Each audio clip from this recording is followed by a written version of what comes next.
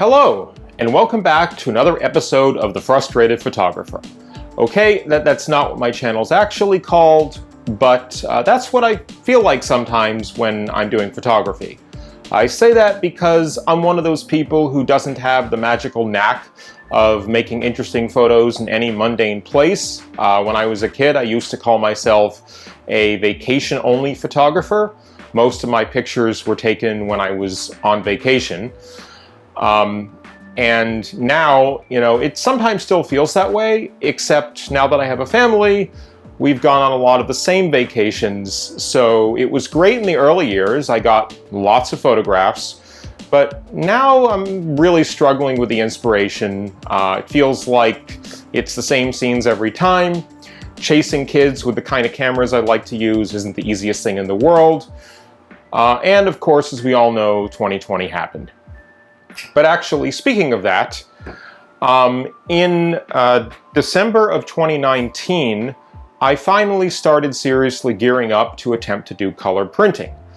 I got all the chemicals that I needed, I mixed it all up, and one unfortunate thing about trying to use Kodak chemistry is you can't really find it in small quantities. So I ended up with over 12 liters worth of developer and similar amounts of Blicks. Fixer is a little bit easier to manage because that doesn't really come as chemistry from Kodak. You basically buy a bottle of glacial acetic acid, which is essentially lab-grade vinegar, and you mix it yourself as you need it. In any case, I still have a lot of developer from that batch. As you can sort of see, I mixed it up and kept it in as many individual fully filled bottles as I possibly could, because that really helps with longevity. And I've been very slowly working my way through it. So it's been quite a while since I've done any color printing, and one thing I'm wondering is the chemistry still good? Now, yesterday, I went through a similar sort of exercise with some C41 chemistry, and the results were surprisingly acceptable. So I'm feeling a little optimistic. Okay, so what's the theme of this video? Well, a while back, I did a video where I found some old black and white paper and some old black and white film that I had shot when I was a kid, and I attempted to print on it. This time, I want to try to do something a little similar with color. I'm going to sort of call it Old Chemistry, Old Paper, Old Film, Color Edition. Except for varying definitions of old. So the color chemistry is developer from this batch that I mixed up in December of 2019. The stop bath, that's not really a concern. I don't think vinegar really goes bad. The Blicks is a little bit newer because I was mixing that up not all at once but incrementally. The fixer kind of settled and got some sediment, and I went and bought a new batch. So the Blicks is still sort of old, but not quite as old as the developer. The paper, though, is still from that initial run. Fuji Crystal Archive, the only stuff you can really still buy in sheets. This box is actually almost empty, so I'm not sure if I'm going to run out or not. Now, how are we going to do this? Well, first thing we're going to do is we're going to process a test strip. Yes, they make these process control strips for lots of different processes. This one is Fuji for RA-4, it's printing paper. So what you do is you process this like any other sheet of paper, and you get this nice big strip of paper with different patches. I think there's like a D-max, a base, high density, low density, and yellow. You could measure it on a densitometer for real process control. I might measure it later, but for now I'm really just looking to see if it comes out. And if it does come out, then the next thing we'll do is we'll move on to actually printing some film. And we'll see how it goes. Now, the one downside with color printing is because the paper is sensitive to, well, all colors of light, there are going to be a number of steps that I'm going to have to do either with the camera off or with the room completely blacked out and you might see the enlarger turn on and off. So the first step is to load the test strip into a developing tank for paper. So without further ado, I'm gonna kill the lights, load the drum, and we'll process our first test strip. Okay, and we're back. I've got the test strip loaded up in this Jobo 2820 test drum. And just a little pro tip, since Jobo doesn't really sell their printing drums new anymore, and you have to kind of try to find them at places like eBay, the Multi-Tank 2 2520 drum is identical.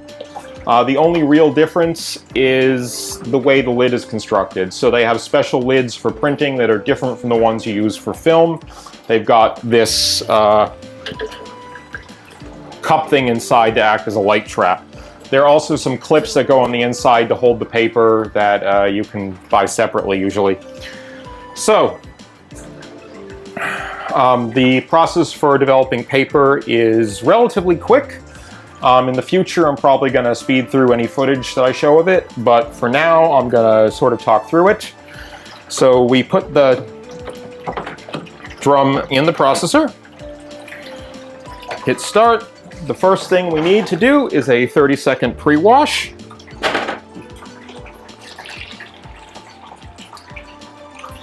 So we'll pour the water in and start.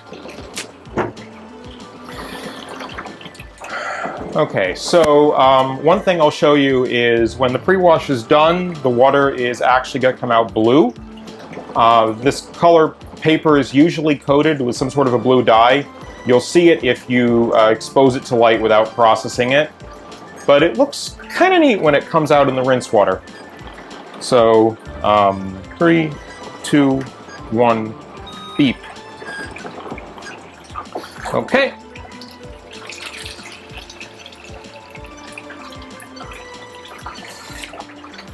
See, there's the pre-wash rinse water, nice and blue. Now for processing, this drum says to use 40 milliliters of each chemical, but I'm going to go a little bit higher because these strips are rather big and I just don't want to take any chances.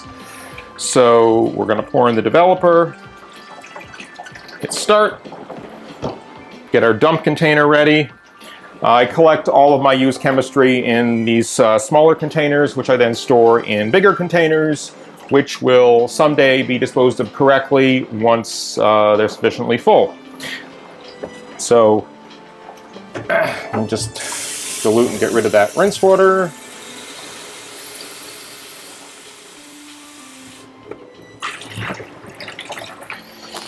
Okay.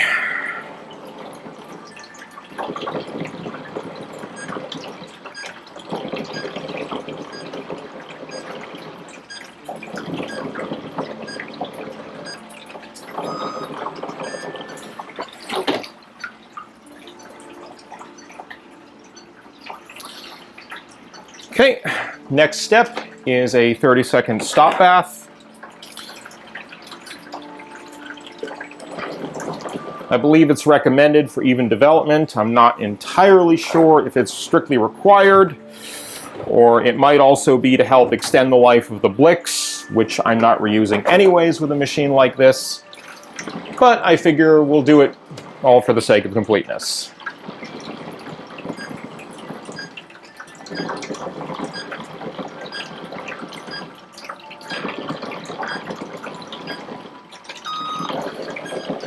Okay. Now, after our stop bath, there is a 30-second rinse that we're supposed to do. So we're going to do that next.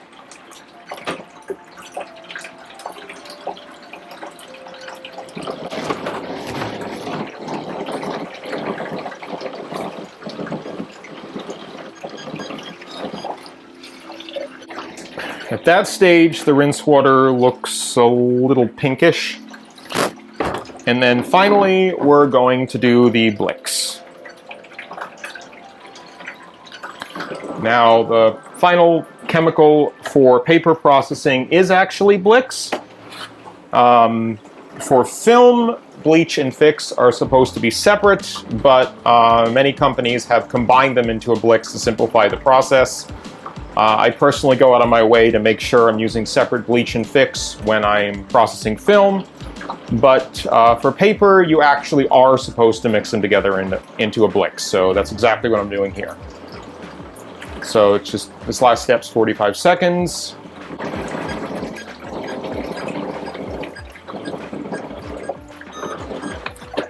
And now we have about 2 minutes and 15 seconds of wash. I think it's really 3 30-second washes, but the Jobo likes to time its wash intervals as 45 seconds a piece before it tells you to dump and replace the water. So I just did 45 multiplied by 3, and that's where my time came from.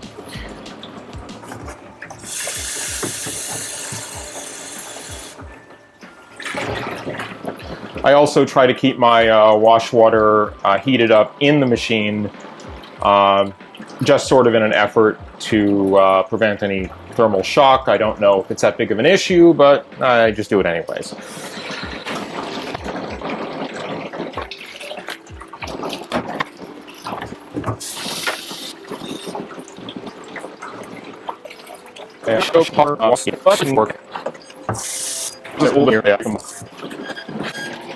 And yes, just like C41, RA-4 is also supposed to be run at a controlled temperature. It's just a different temperature, not quite as high. I think it's closer to 35 degrees instead of around 38. Okay.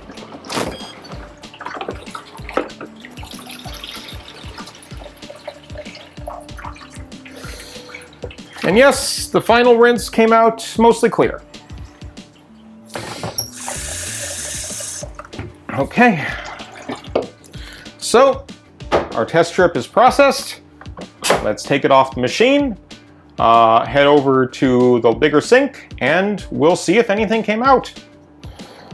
Okay, so sink area might be a little messy. It's sort of in its chemical workspace configuration where I have this extra stand and some random paper towels, and it looks a little well-worn in, but we've got our drum here fully processed. Let's pop the lid, and we'll see what's underneath.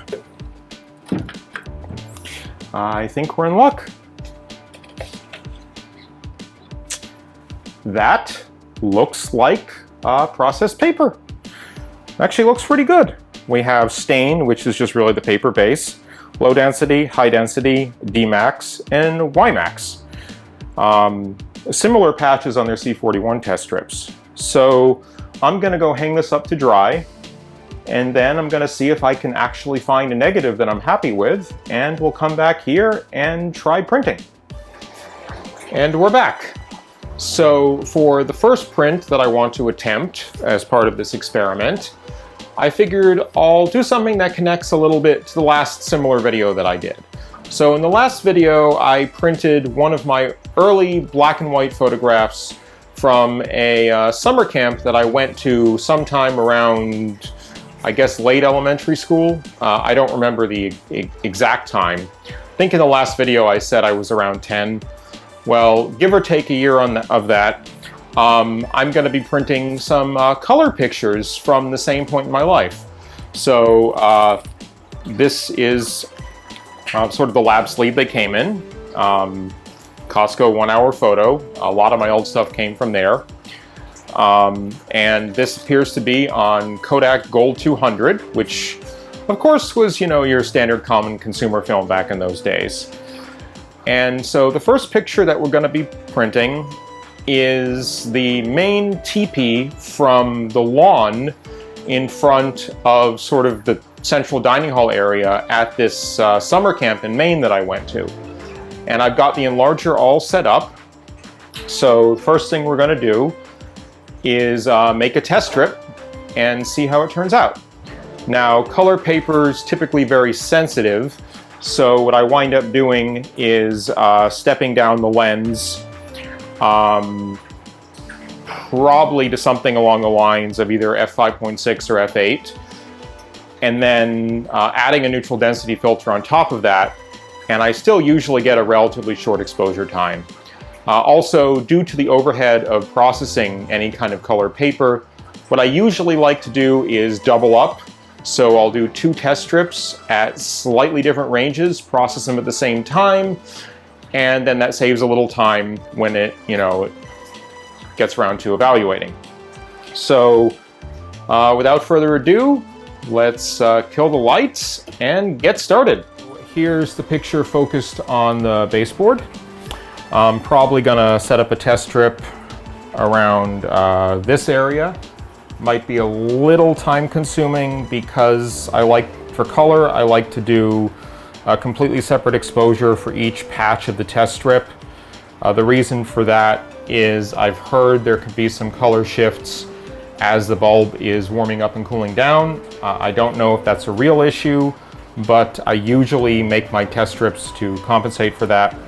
So I'm gonna get this all set up, get a test strip under there, kill the rest of the lights, and we'll get moving.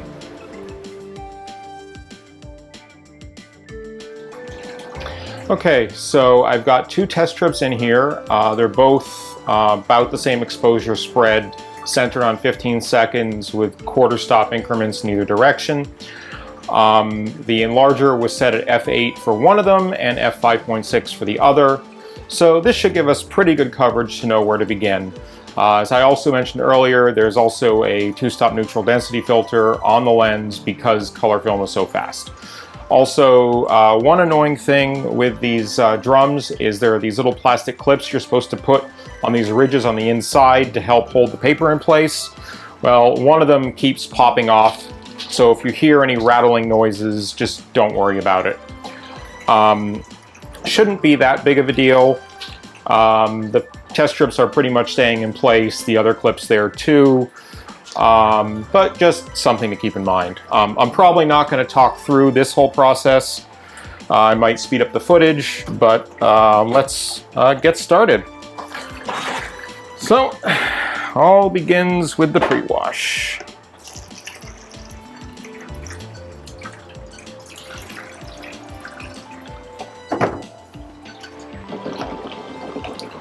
Oh, and as I was mentioning earlier, as I said, the pre-wash water comes out blue. I replaced the test strips in my test strip box before starting because they had been sitting there, not refrigerated for a long time. This is what the old test strips look like. As you can see, unprocessed color RA-4 paper, at least the Fuji Crystal Archive stuff, is actually blue before you process it and rinse it.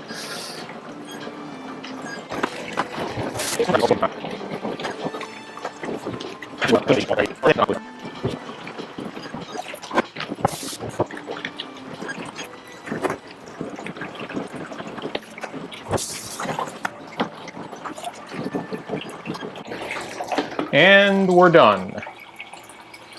Let's drain this out, go over, and pop the tank open. Okay, so we've got the tank. Let's pop it open, see what the test strips look like, and figure out how we're going to print this thing.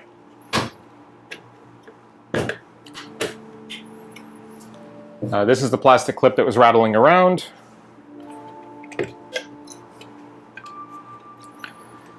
And here are the 2 test strips. The colors look absolutely horrible, but that's something, I guess, expected with really old film like this. So we're going to have to worry about correcting that in a little bit. So let me put them up on the board. Now, looking at these 2 test strips, we do have an image there. The colors have horribly shifted. I don't know if that's just the way the film is, and I haven't yet figured out my color balance, or because of the paper, or just because it's been sitting in a sleeve for, 30 years. This would be the darker exposure. This would be the lighter one. So this would be f8 and f5.6. This one looks a little too dark. This one bit light. Not really sure what's going to be the best one to go with for this, but I'm leaning somewhere around here. And maybe I should try to dial in a little color shift correction while I'm at it. So let me do a little bit of figuring around, get some larger settings adjusted, and we'll try the first full print. Okay, so this is a print drum. This is the 2830. This takes 100 milliliters of chemistry, though I think some newer documents recommend 120 if you're actually processing 2 sheets in it. And I've also been told that these look like screen canisters from the movie Monsters Incorporated, but really that's mostly if you just add the extra extension tube on the bottom. But just to be safe, I wanted to capture a little bit of scream in there. Hopefully it didn't shock anyone. Okay, now let's get started. Something tells me this print is going to wind up being a lost cause, but we'll do it anyways. I might have something else I want to try later. We'll see, depending on how much time there is. I feel like we need some kind of catchy term for this blue liquid that comes out of the first rinse.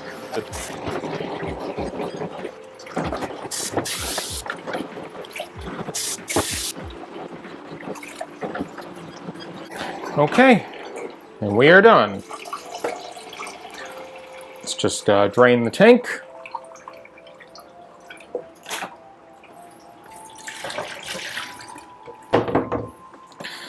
Get it off here. We'll go take the paper out and evaluate.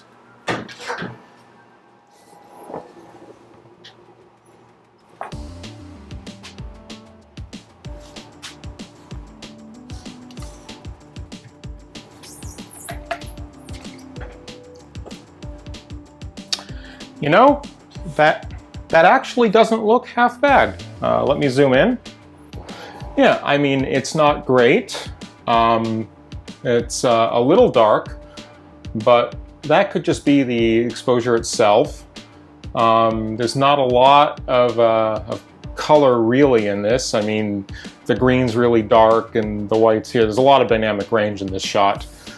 Also, it's not completely text sharp, but that's kind of expected for what I was probably using at the time. And yeah, is there room for improvement? Sure. Would it be extremely frustrating to do it in the darkroom? Absolutely.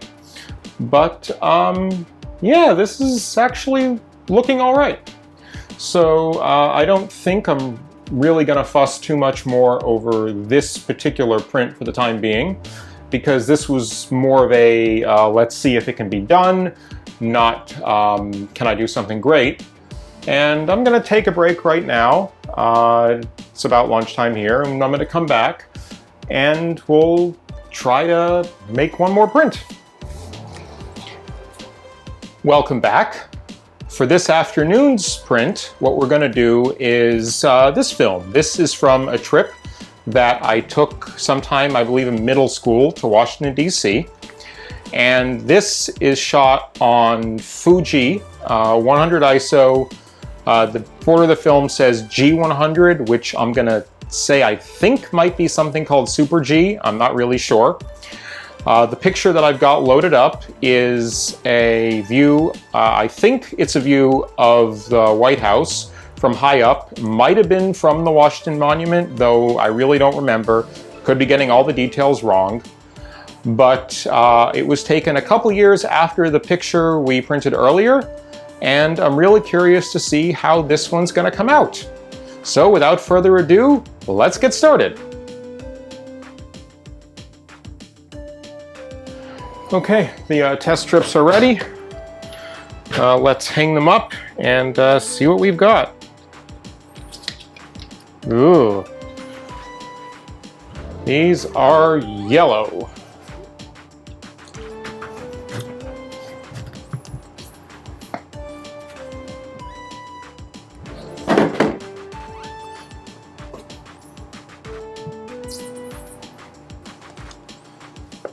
Look at that.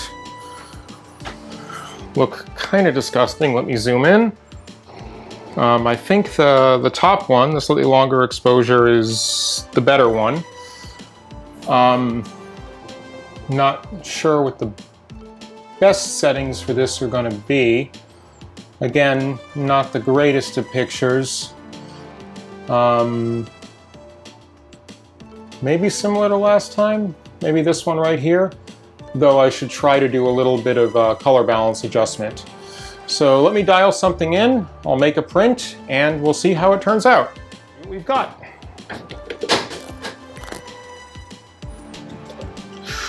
Ooh, they're still very color shifted.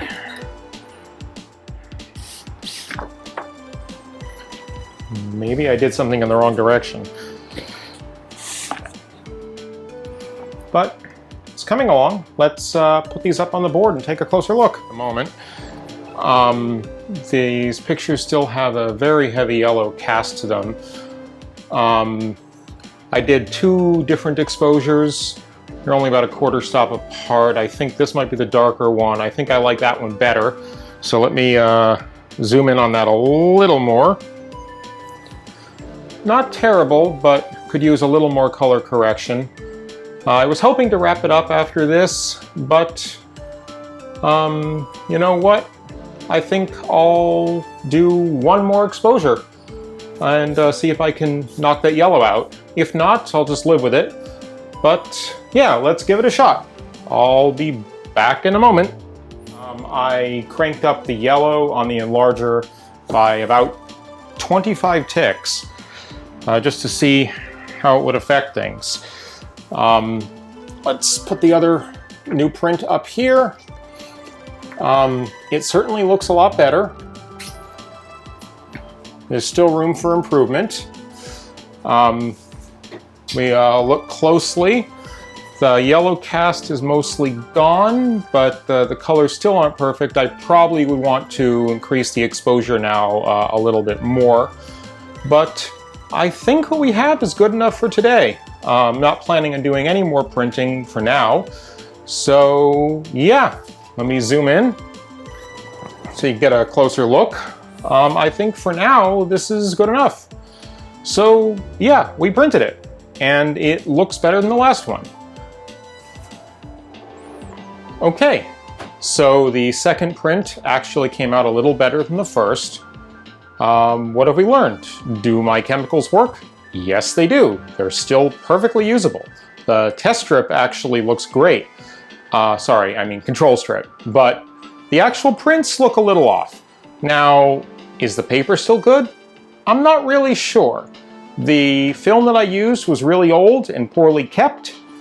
That's probably a factor. To know for certain, I'd have to print some fresh negatives, which I'm not going to do right now. But it's probably okay, or close enough. In any case, it's always a fun experiment to go ahead and dig out these old negatives and see if I can print them. And to see, you know, just how much better my new stuff is. But in any case, it's been a fun experiment. I've been meaning to do this for a long time, and I'm glad I finally did.